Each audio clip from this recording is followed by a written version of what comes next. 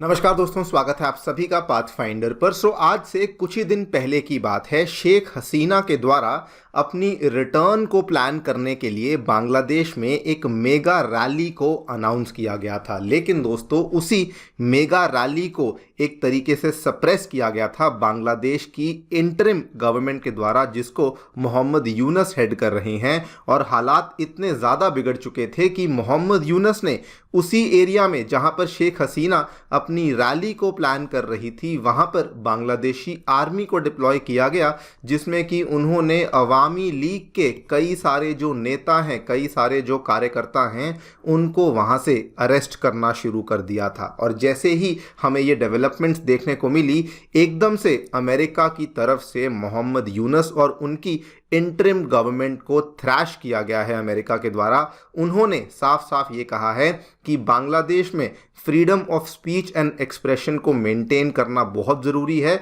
और उन्होंने यूनुस गवर्नमेंट को ये भी कहा है कि अगर कोई भी पार्टी आपके खिलाफ भी आवाज़ उठाना चाहती है तो वहाँ पर भी आप उनको जो प्रोटेस्ट है वो करने से रोक नहीं सकते हैं। आप लोग यहाँ पे देख सकते हैं, खबर कल ही सामने आई है, हमारे न्यूज़पेपर डीडी न्यूज़ के द्वारा इसको कवर किया गया है। एंड दोस्तों, अब जैसे ही हमें ये डेवलपमेंट देखने को मिली कि अमेरिका ने मोहम्मद यूनुस को फटकार लगाई है, अब हम लोग देख रहे हैं कि यूनुस गवर्नमेंट, चूंकि उनको एकदम से डर लग रहा है, तो अब वो लोग डोनाल्ड ट्रंप की तरफ दोस्ती का हाथ बढ़ा रहे हैं और कह रहे हैं कि हम लोग पुरानी बातों को भूलकर आपके साथ फिर से फ्रेंडशिप करना चाहते हैं, सो दैट यूएसए और बांग्लादेश के जो संबंध हैं ये आगे बढ़ सकें। इन्हीं चीज़ों के बारे में हम लोग बातचीत करने वाले हैं दोस्तों कि क्या एग्जैक्टली हुआ जिसकी वजह से अमेरिका ने इस तरीके से मोहम्मद यूनुस को फटकार लगाई। एंड ऑल्सो समझेंगे व्हाट इज़ द रीज़न कि मोहम्मद यूनुस अब डोनाल्ड ट्रंप के पास जा पहुंचे हैं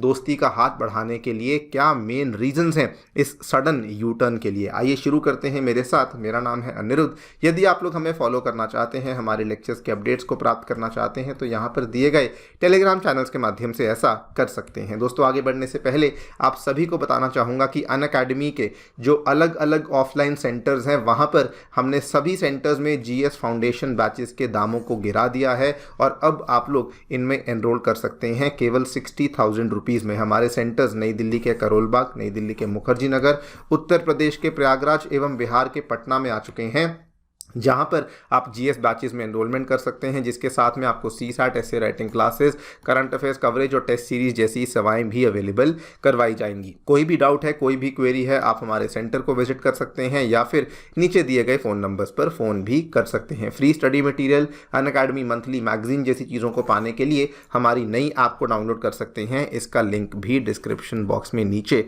दिया गया है। ऑल राइट, सो आपको ब्रीफली थोड़ा सा बैकग्राउंड दे देता हूँ। इसी संडे की बात है, आज से 4 दिन पहले, जब शेख हसीना अपने बहुत सारे कार्यकर्ताओं के साथ उन्होंने प्लान किया था कि बांग्लादेश के ढाका में एक रैली को यहाँ पर ऑर्गेनाइज करेंगे, जिससे कि वो मोहम्मद यूनुस की जो इंटरिम गवर्नमेंट है उसको मेनली निशाने पे लेने वाले हैं। और इनको काफ़ी उम्मीद थी कि इनकी जो रैली है वो वहाँ पर ये इसको सक्सेसफुली रन कर पाएंगे, बिकॉज डोनाल्ड ट्रंप जब अमेरिका में इनकी जीत हुई तो शेख हसीना इसके बाद एकदम से बहुत ज़्यादा एक्टिव हो गई थी एंड इनको वहाँ से भी काफ़ी ज़्यादा समर्थन मिल रहा था। लेकिन हमें जो रियलिटी में देखने को मिला कि जैसे ही ये रैली को प्लान किया गया, वहीं पर बांग्लादेश की जो इंटरिम गवर्नमेंट है, यूनुस की सरकार है, इन्होंने अपनी आर्मी को डिप्लॉय किया। एंड दोस्तों, सिचुएशन इतनी ज़्यादा बिगड़ चुकी थी कि इन्होंने जितने भी अवामी लीग के जो भी नेता, जो भी कार्यकर्ता यहाँ पर इकट्ठा हुए थे,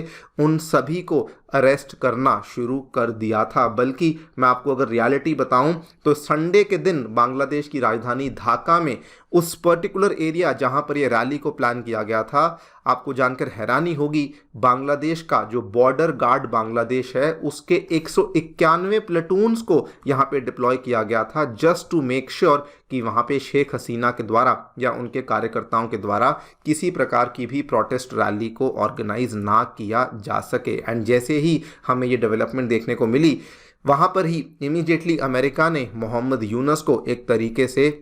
फटकार लगाई, एक तरीके से थ्रैश किया, कहते हुए कि बांग्लादेश में आपको freedom of speech, freedom of expression, freedom of association, इन सभी फ्रीडम्स को अपहोल्ड करना, इन सभी फ्रीडम्स को यहाँ पे बरकरार रखना बहुत ही इंपॉर्टेंट बन जाता है। आप लोग देखिए, इन्होंने दो चीज़ों के ऊपर मेनली बातचीत करी है। सबसे पहले तो इन्होंने कहा है कि जो freedom of speech, expression, peaceful assembly, ये सब चीज़ें आपको रखनी है। एंड साथ में अगर कोई पॉलिटिकल पार्टी है या अगर कोई बांग्लादेश के सिटीजन्स हैं जो कि मोहम्मद यूनुस या फिर इंटरिम गवर्नमेंट के खिलाफ भी आवाज़ उठाना चाहते हैं, तो उनको भी आपने यहाँ पर आवाज़ उठाने से रोकना नहीं है, आर्मी का इस्तेमाल नहीं करना है। आपको उनको आवाज़ उठाने का हक उनको देना ही होगा। बल्कि साथ में इन्होंने यूनुस गवर्नमेंट को ये चीज़ भी कही कि बहुत सारे हमें रिपोर्ट्स मिल रही हैं जहाँ पर ये पता लग रहा है कि बांग्लादेश में जो अलग अलग पत्रकार हैं, स्पेशली जो इंटरनेशनल लेवल के जर्नलिस्ट हैं,